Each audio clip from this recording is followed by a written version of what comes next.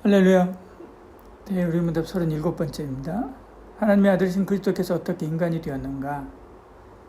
질문이고요. 대답은 하나님의 아들이신 그리스도께서 인간이 된 방식은 그 자신에게 진정한 육체와 이성적인 영혼을 취하시고 성령의 능력으로 동정녀 마리아의 태중에 잉태되어 그녀의 형제를 가지고 그녀에게서 그러나 죄는 없이 나셨다. 이렇게 이야기합니다. 우린 지난 시간에 은혜 언약의 중보자는 누구인가? 라고 하는 문제를 나눴죠. 참 사람이고 참 하나님이신 예수님이다 라고 이야기했습니다. 오늘 그러면 하나님이 어떻게 사람이 되셨는가? 라고 하는 질문이죠. 대답은 그렇게 인간이 된 방식은 이야기합니다. 그것은 진정한 육체와 이성적인 영혼을 취하고 그리고 성령의 능력으로 동정녀 마리아의 태중에서 태어났다. 그렇게 대답하고 있는 것을 보지요. 하나님의 사람이 되었다라고 하는데 그럼 도대체 사람이 뭔가? 사람의 구조는 어떻게 생겼는가?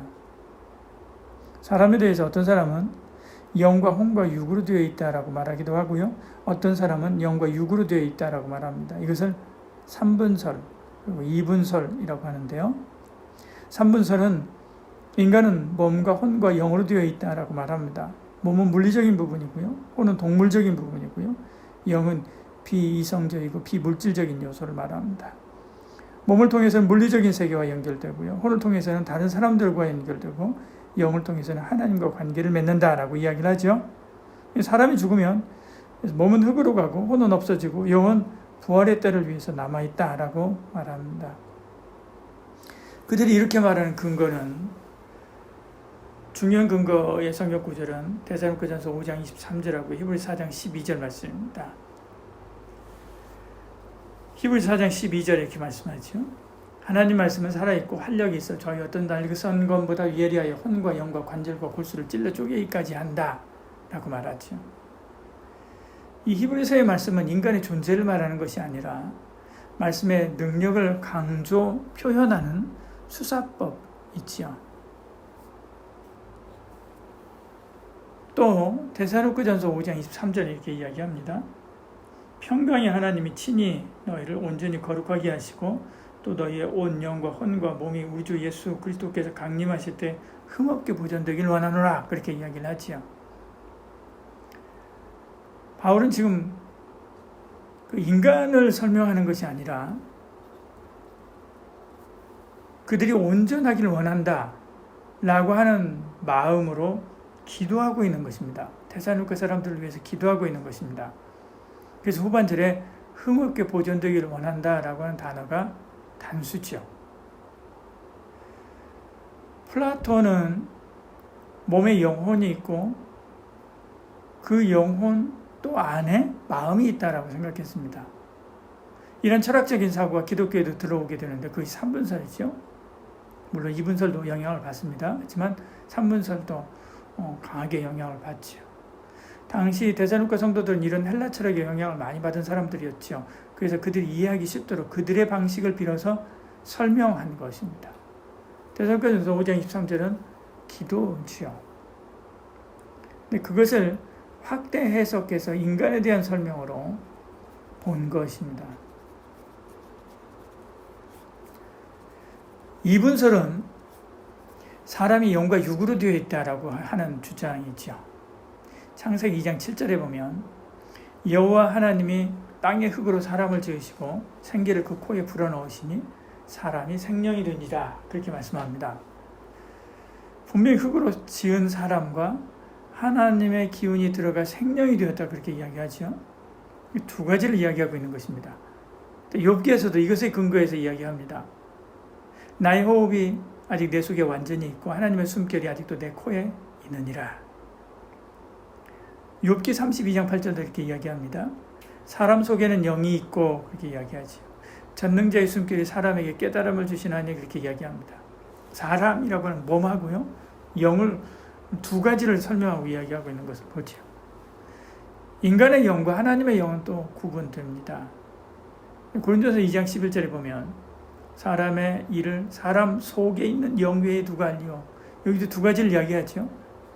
이와 같이 하나님의 일도 하나님의 영 외에는 아무도 알지 못하느니라 그렇게 말씀하고 있는 것을 보지요. 인간의 영은 몸과 구분됩니다. 영혼 없는 몸이 죽은 것 같이 행함이 없는 믿음이 죽은 것이니라. 야고보서의 말씀도 그런 것을 지지하고 있죠. 흙은 여전히 땅으로 돌아가고 영은 그것을 주신 하나님께로 돌아가기 전에 기억하라. 전도서 12장 7절 말씀인데요. 이렇게 이야기하고 있는 것을 보죠. 성경은 사실은 인간의 몸하고 영혼하고 이 두 가지를 설명하는 구절들이 훨씬 압도적으로 많습니다. 근데 혼에 대한 이야기도 하죠.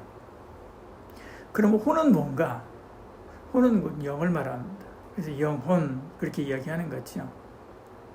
마태복음 10장 28절에 몸은 죽여도 영혼은 능히 죽이지 못한 자들 두려워하지 말고 오직 몸과 영혼을 능히 지옥에 멸하실 수 있는 일을 두려워하라. 그렇게 말씀하고 있는 것을 보죠. 고린도전서 7장 34절도 말씀합니다. 마음이 갈라지며 시집가지 않는 자와 처녀는 주의 일을 염려하여 몸과 영을 다 거룩하게 하려 하되 몸과 영을 이렇게 표현하고 있는 것을 보죠. 이 이분설 역시 사실은 플라톤의 영향을 받습니다. 인간을 영과 혼과 육으로 되어 있다. 플라톤은 그렇게 생각했는데요. 그 영혼은 본질상 파괴될 수 없는 영원한 존재다. 그렇게 생각을 했습니다. 저급한 육은 완전히 파괴될 수 있다고 생각했지요. 어떻게 보면 이런 주장하고 굉장히 유사한 면이 있습니다. 그렇지만 플라톤의 주장은 영혼은 몸의 감옥에서 나오려고 한다라고 이야기합니다. 그래서 이 둘은 갈등하고 긴장 상태에 있는 거죠. 그런데 성경은 이 둘은 조화롭고 그리고 하나다. 그리고 하나가 되려고 하는 성질이 계속 있다. 그렇게 이야기합니다. 몸만 따로 있는 것이 아니고요. 영혼만 따로 있는 것이 아니고요. 둘이 하나가 되어서 하나의 인간이 되는 것이죠. 이게 바로 성경에서 하는 이야기하는 것입니다. 그러니까 훗날 성도가 천국에 가서도 부활의 몸을 입는 것이죠. 몸을 입지 않습니까? 일반적인 정상적인 전통적인 인간에 대한 이해는 이분설입니다. 3분설도 있고 2분설도 있으니까 1분설도 있지 않을까요? 있습니다. 네덜란드의 신학자 도이베르트라고 하는 사람, 이 사람의 영향을 받아서 네덜란드에 있는 신학자들도 많이 이런 이야기들을 합니다. 영혼과 몸은 하나다. 그냥 하나다. 단일설을 주장합니다. 성경은 명백하게 영과 몸을 이야기하기 때문에요. 성경대로 이것도 하면 이것도 맞지 않는 거지. 결론적으로 인간은 영혼과 육신으로 되어 있는데 예수님은 영혼과 육신을 가진 참 하나님, 참 인간으로 오셨다는 거죠. 예수님은 참 사람으로 왔습니다. 그래서 요한복음 1장 14절에 말씀이 육신이 되어 우리 가운데 거하심에 그렇게 이야기하죠.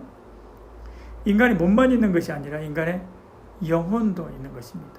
그러니까 합리적으로 생각하고 추론할 수도 있고 고민도 하는 것입니다. 또 슬퍼하기도 하고 화도 내는 거죠. 피가 물이 되도록 의지를 가지고 하나님 앞에서 기도하기도 하시는 것이죠. 마태복음 26장 38절에도 말씀하죠. 내 마음이 매우 고민하여 죽게 되었으니, 이게 바로 마음이 있으니까 이런 표현을 할 수 있는 거죠. 이것은 하나님의 마음이 아닙니다. 인간의 마음이죠. 어떤 사람은 인간이 진짜 몸을 입고 오셨다라고 하는 것을 부인합니다. 예수님이 인간의 진짜 몸을 입고 오셨다라고 하는 것을 부인하죠. 그러나 실제 우리 손으로 만질 수 있는 몸을 입고 실제 우리와 같은 마음으로 예수님은 사신 것이죠. 그래서 우리가 살면서 만나는 마음의 고충 충분히 이해할 수 있고요. 육신의 연약함 충분히 이해할 수 있는 것입니다. 예수님은 인간의 몸을 입기 위해서 동정녀 마리아에게서 태어나게 되지요. 누가복음 1장 27절에 다윗의 자손 요셉이라는 사람과 약혼한 처녀에게 이르니 그 처녀 이름은 마리아라. 31절에 잉태하여 아들을 낳으리니 그 이름을 예수라 하라. 그렇게 이야기하죠. 갈라디아서 4장 4절에 때가 차면 하나님은 그 아들을 보내서 여자에게 나게 하시고 그렇게 말씀하죠. 마리아를 통해서 태어났기 때문에 인간의 육신을 입었고 동정녀에게서 태어났기 때문에 원죄의 영향 받지 않고 날 수 있었습니다. 그래서 히브리서 4장 15절 말씀하죠. 우리에게 있는 대제사장은 우리의 연약함을 동정하지 못할 리가 아니요 모든 일에 우리와 똑같이 시험을 받으신 이르되 죄는 없으시니라 말씀하는 거죠. 그래야 인류를 위해서 인간의 생명으로 죄값을 치를 수 있기 때문에 그런 거죠. 어떤 사람은 이 일에 대해서 어떻게 그럴 수 있느냐라고 말하지만 하나님은 얼마든지 이 일을 할 수 있습니다. 왜요? 하나님이니까요. 만일 그렇지 않고 요셉의 아들이었다고 한다면 스스로 하나님의 아들이다라고 하는 것은 신성모독죄가 되는 거죠. 자신을 하나님의 아들이다라고 말할 수 없기 때문에 그렇습니다. 히브리서 7장 26절에 말씀합니다. 이런 대제사장은 우리에게 합당하니 거룩하고 악이 없고 더러움이 없고 죄인에게서 떠나 계시고 하늘보다 높으신 이라. 악이 없고 죄가 없다 이야기하죠. 예수님은 성령으로 잉태했습니다. 그리고 그래야만 하지요. 성령이 내게 임하시고 지극히 높으신 이의 능력이 너를 덮으시리니 이러므로 나실 바 거룩한 이는 하나님의 아들이라 일컬어지리라. 누가복음 1장 35절에 말씀하죠. 예수님의 동정녀 탄생만큼 많은 공격을 받는 교리가 없습니다. 그러나 이것만큼 중요한 교리도 없지요. 모든 구원 교리의 기초가 되는 중요한 교리이기 때문에 그렇습니다. 그래서 우리는 날마다 사도신경을 통해서 동정녀 탄생을 고백하는 거죠. 이것이 바로 우리 친구 예수님입니다.